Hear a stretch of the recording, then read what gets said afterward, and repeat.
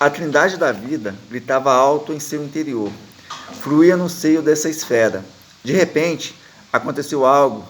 Era a primeira vez que acontecia alguma coisa fora da esfera. Não podemos dizer que isso ocorreu há milhões e milhões de séculos atrás, porque, de fato, não havia tempo. Mas entre aquele antes e depois, houve 1000 eternidades e depois eternidade após eternidade. Antes do primeiro agora, houve uma incontável série de séculos sem tempo. E foi assim, no momento previsto, no exato instante, antes do qual não houve instante, que uma voz poderosa ressoou no interior da esfera e disse: faça-se. E da esfera surgiu uma luz. Aquele ato se assemelha de longe a uma flor que estende suas pétalas brancas. Esse instante era semelhante àquele quando de uma corola surgem para fora suas pétalas. Aquilo parecia como uma explosão de luz em câmera lenta. Se nos aproximássemos dessa luz, veríamos que cada feixe estava formado por milhões e milhões de seres angélicos. Cada natureza angélica era como uma pequena estrela. Havia estrelas de todos os tamanhos. Cada ser angélico resplandecia com seu próprio tom de luz. Cada um emitia uma música em particular. Se for possível usar essa expressão, cada um mostrava um rosto espantado, felizmente perplexo ante o espetáculo do ato criador. Os anjos mais grandiosos se encontravam suspensos, como que tocando a esfera. Cada anjo superior tinha ao redor de si outros que eram menores que ele, como planetas que rodeavam um astro. Por sua vez, cada um desses satélites tinha outros espíritos angélicos que eram como satélites dos planetas. Dessa forma, podíamos ver que havia centenas de hierarquias angélicas. Cada anjo dependia de outro anjo superior. Os anjos superiores, menores, intermediários, formavam incontáveis níveis, complexas rotações, inumeráveis hierarquias, complicadas séries de níveis, escalões, como se tratasse de um infinito estudo de animais. Aqui compararemos a visão desse ato criador. Era como se a grande esfera estivesse rodeada por cerrações. Essas névoas eram como via-lácteas. Cada uma delas estava formada por milhões de milhares de seres angélicos. Toda a esfera estava coberta dessas nebulosidades. Algumas partes da superfície da esfera estavam mais densamente cobertas. Em outras, essas nuvens pareciam como se desfiassem em direção para fora. Continuavam surgindo mais e mais dessas nebulosas desde o interior da esfera. Era como se do interior do infinito fluíssem grandiosos rios de luz. Universos mais universos de anjos saíam das esferas incomparável. Aqueles rios pareciam não se esgotar. Alguns deles surgiam como força em direção para fora.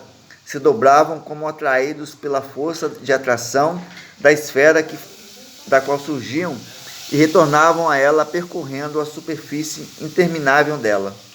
Outros rios saíam expelidos com força e se adentravam no interior, formando assim espirais, que por sua vez se misturavam como outros espirais angélicos, culminando-se em incríveis feixes de luz que se redemoinhavam, girando ao redor de si próprios, formando centros e mais centros angélicos. Como um órgão catedralesco no qual se pressionam com as mãos de 10 notas de uma vez, com todos os seus registros numa magnífica harmonia, com todos os seus tubos em força total, e que após alcançar o clímax, o som se difundia espalhando-se nas abóbadas. Assim também os rios de luz que surgiram da esfera foram se enfraquecendo. Esse eco sinfônico foi se desfazendo até que o último braço de luz se deslocou do oceano de luz da esfera. A criação dos anjos havia terminado. O último anjo tinha sido criado. O número dos anjos era incalculável, mas houve um último anjo a aparecer. Dizer que eram trilhões de trilhões era pouco. Deus foi extraordinariamente generoso na criação. Feliz que fossem muitos os anjos que poderiam existir, Deus quis comunicar de forma esplêndida a alegria de ser. Ao serem criados, aqueles anjos simplesmente recebiam o nome de glórias, porque eles eram a glória do seu Criador. Todos os espíritos foram surpreendidos. Tinham sido lançados à existência. Havia passado do nada a existir repentinamente. Era como se milhões de seres tivessem acabado de despertar. Mas não estavam sonolentos. Ao contrário, mostravam cheios de vida. A fumaça efervescia de vigor ao redor da esfera da vida. A vida se agitava neles, pela felicidade de existir.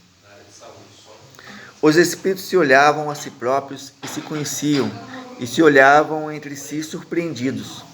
Como as glórias se encontravam girando ao redor de glórias maiores, admiravam o grande anjo ao redor do qual cada espírito se movimentava. Avistavam a magnitude dos gigantescos astros angélicos.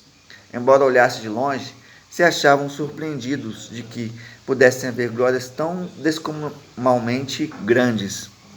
No centro de tudo, o divino oceano infinito de luz no qual tinha saído, era como estar junto às margens de um grande mar. Poderíamos dizer que estavam suspensos, flutuando no ar, levitando sobre um oceano. Mas nesse caso, não fazia sentido afirmar que se estava em cima ou num flanco daquele mar. Não havia acima nem abaixo, no universo sem referências especiais, unicamente aquele grande centro, um grande centro que era essa esfera que parecia limitada. As glórias contemplavam a grande esfera. Sabiam que era uma forma esférica. Era tão grande que eles a contemplavam como um oceano, cujos limites escapavam à visão deles. Esse oceano divino estava em silêncio. Todos admirados o contemplavam. Constituía em si mesmo um espetáculo, porque essa luz era amor, sabedoria, beleza, perfeição, equilíbrio, plenitude. De repente, a esfera falou. Era a primeira vez que ressoava a sua voz fora do seu seio. A voz dele resultou o fato mais impressionante que se poderia imaginar. A voz de Deus dirigindo a milhões e milhões de espíritos angélicos. Todos escutavam uma voz potente, cheia de poder. Tratava-se de uma voz que podia dobrar ferro, partir os cedros. Ainda não existia o ferro. Ainda não tinham crescido os cedros. Mas, se tivesse sido criado o mundo, os pilares da terra não teriam resistido ao poder da primeira sílaba da primeira palavra. Diante da aparição da voz, todos os anjos recuaram como aquele que é investido pelo vento. Não se faz justiça ao dizer que era uma voz maravilhosa. Sua voz estava dotada da maior intensidade que se poderia imaginar. Por sua vez, suas palavras transmitiam ternura e carinho. Eram as palavras de um pai. Nelas não havia nada de ameaçador. Mas, sem ser ameaçadora, sua voz era tal que deixava claro que não admitia réplica. Deus se dirigiu a nós, explicou-nos quem Ele era, expôs-nos quem éramos nós, o objetivo de nos ter criado, o que esperava de nós, aquilo que devíamos e não devíamos fazer. Deus fez as vezes de professor e nós lhe escutamos boquiabertos. A voz dele nos manifestava quais eram os abismos do ser, os caminhos do bem e do mal, a estrutura lógica do que tinha criado e do que poderia criar. Suas palavras eram ciência pura, sem erros. Mas não falava o tempo todo. Em seu discurso, na sua explicação do ser e do ser, na sua explicação de tudo, havia como que uma sinfonia, um momento de silêncio. E nos perguntava. Nós respondíamos. Lhe perguntávamos individual e coletivamente. Conversávamos com ele como filhos com seu pai. Verdadeiramente era um pai. Éramos como pintinhos ao redor de uma galinha. Poderíamos nos sentir quentinhos sob as asas dele. Sentíamos protegidos. Não tínhamos corpo, mas mesmo assim sentíamos o calor da sua presença.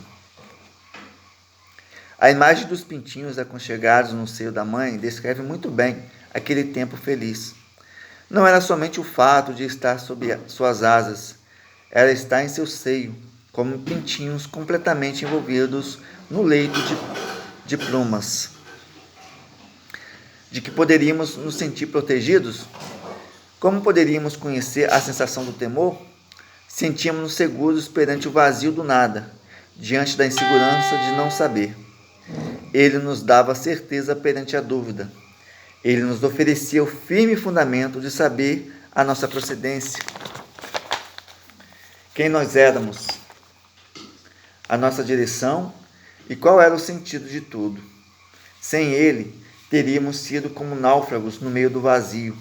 Sem ele, teríamos nos sentido abandonados no meio dessas solidões. Olhando para trás, ali estavam essas solidões vazias e escuras.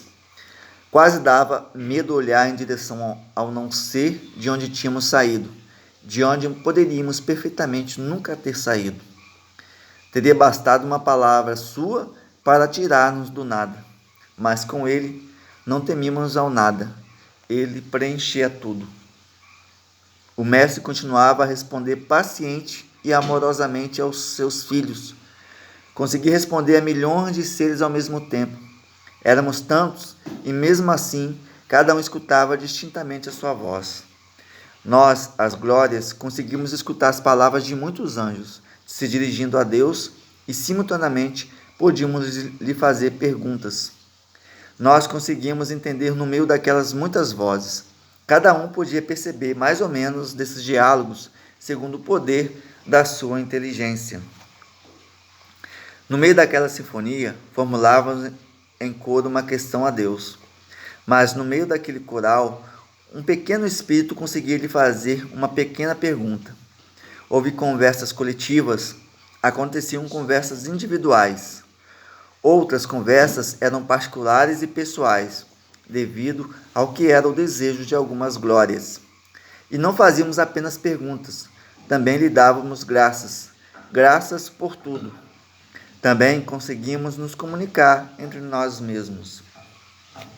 Os anjos mais inteligentes compreendiam melhor o que a esfera dizia e depois explicavam a nós, anjos intermediários. Por sua vez, nós explicávamos detalhes aos anjos inferiores.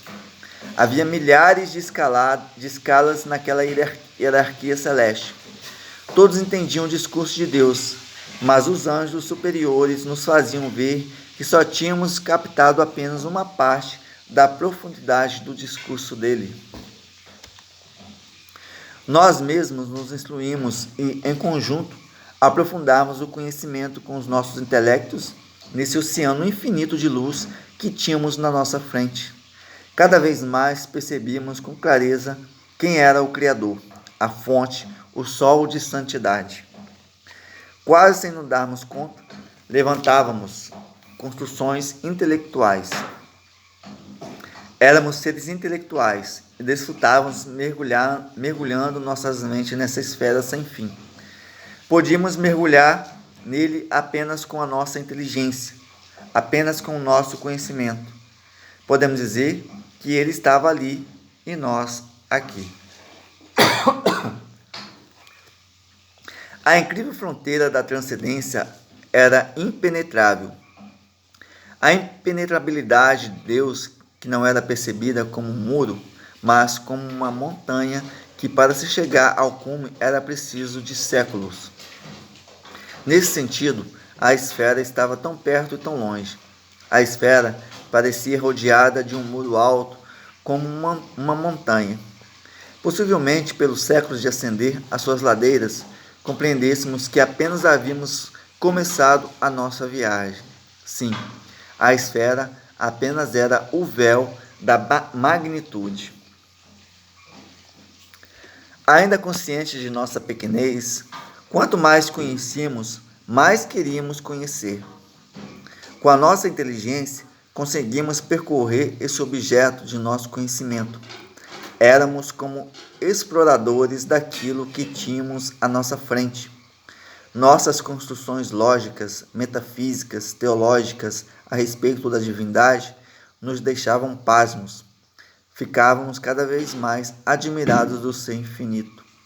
Alguns de nós, aflitos diante de tanta beleza, começaram a se organizar para, juntos, adorá-lo.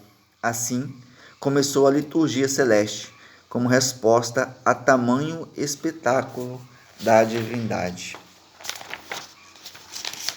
Aqui foi o capítulo 1, né? Vou ler aqui o capítulo 2. Fazer a vontade de Deus. Capítulo 2. Diante da esfera, todo aquele mundo angélico se encheu de atividade ao redor dela. Uns ensinavam aos outros, alguns erigiam construções de intelecto.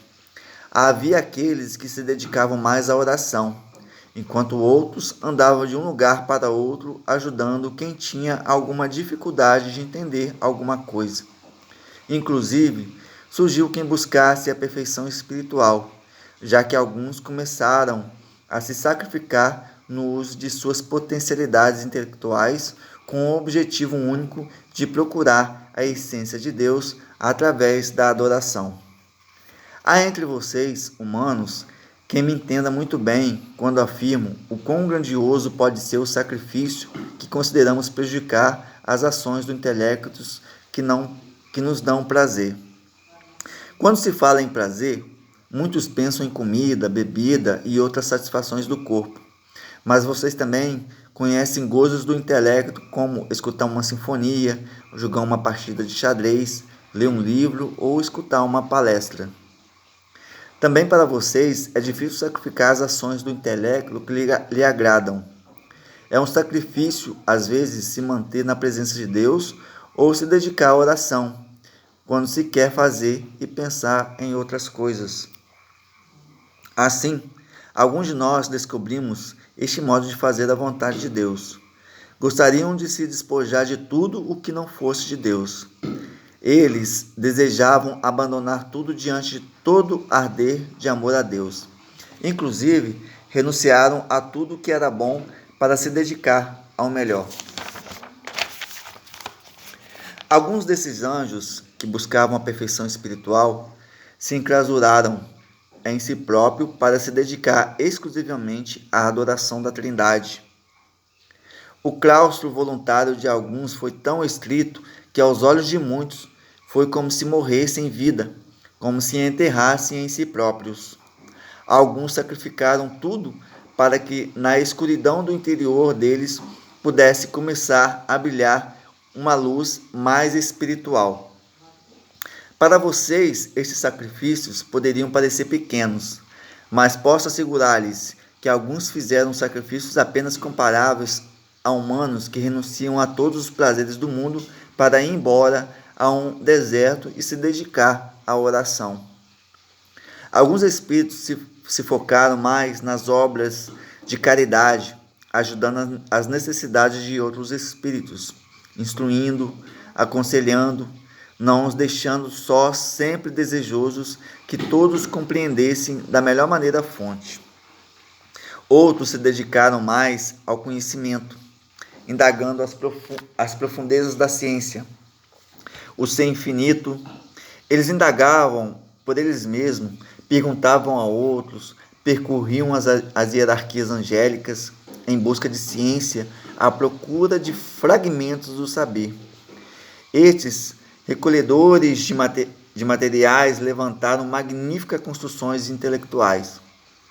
Algumas mentes estavam dotadas de tamanha força que foram capazes de levantar impressionantes fundamentos a respeito dos que erigiam moldes da ciência, sobre o próprio Deus e a respeito de seu conhecimento. Não era somente Deus, era também aquilo que ele podia criar. E não somente isso, também aquilo que era fruto da lógica. Por exemplo, as matemáticas existiam por si mesmas, não tinham sido criadas pelo Criador.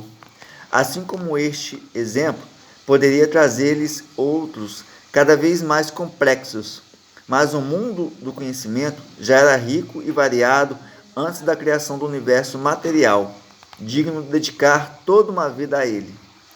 A existência era fascinante e nós nos sentimos atraídos a ela de um modo natural. Éramos completos. Apesar disso, tudo não era apenas conhecimento. O amor já tinha aparecido de forma natural, quase sem que percebêssemos. Amávamos. Cada um num grau, de forma diferente e pessoal. Cada espírito tinha sua própria personalidade e psicologia. Cada um amava com a própria intensidade. Cada um possuía um amor único. Não apenas amávamos a Deus com gratidão, mas também amávamos uns aos outros. Amávamos a todo esse mundo no qual estávamos inseridos. Comecei a admirar um intelecto superior. A sua penetração nas questões filosóficas mais ocultas me parecia uma obra de arte mais incrível. Além disso, desde a minha posição, se podia propor novas questões. Podia constatar as suas respostas com outros altos intelectos. Surgiram amizade entre nós, anjos, já que não conversávamos apenas de coisas altas e sublimes, mas também nos conhecíamos.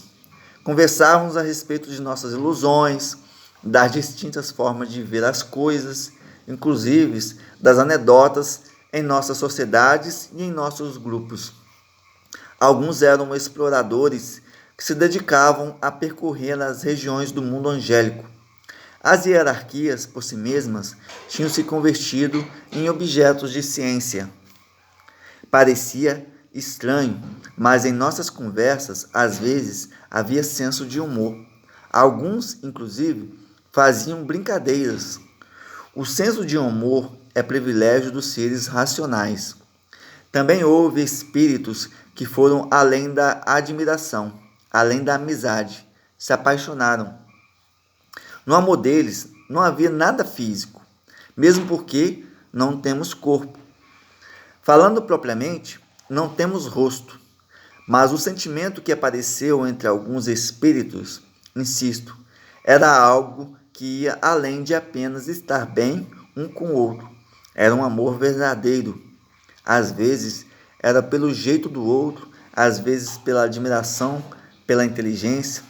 O certo é que alguns espíritos iam além da amizade e desejavam com reta paixão estar junto a outro espírito. Maravilha. Vou parar por aqui, né? Hoje, ler aqui o capítulo 1 e o capítulo 2, né? E amanhã, com a graça de Deus, retorno com o capítulo 3, né? Que é a adoração coletiva. Lembrando sempre que estamos lendo o livro História do Mundo dos Anjos, do padre José Antônio Forteia. O legal que fica gravado aqui.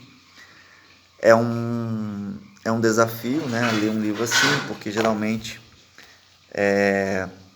você ficar lendo direto pode, de certa maneira, gerar até um tédio, né? Mas não importa. O legal é que o conteúdo é um conteúdo sublime e é isso. Acho que vai ajudar a me fortalecer e, com a graça de Deus, também pode ajudar o próximo. Terminar aqui amanhã, se Deus quiser, vou retornar. Ave Maria, cheia de graça, o Senhor é convosco. Bendita sois vós entre as mulheres, bendito é o fruto do vosso ventre, Jesus. Santa Maria, Mãe de Deus, rogai por nós, pecadores, agora e na hora de nossa morte. Amém. São Miguel Arcanjo, defendei-nos no combate. Amanhã eu retorno para ler o capítulo 3. Muito obrigado. Em nome do Pai, do Filho e do Espírito Santo. Amém.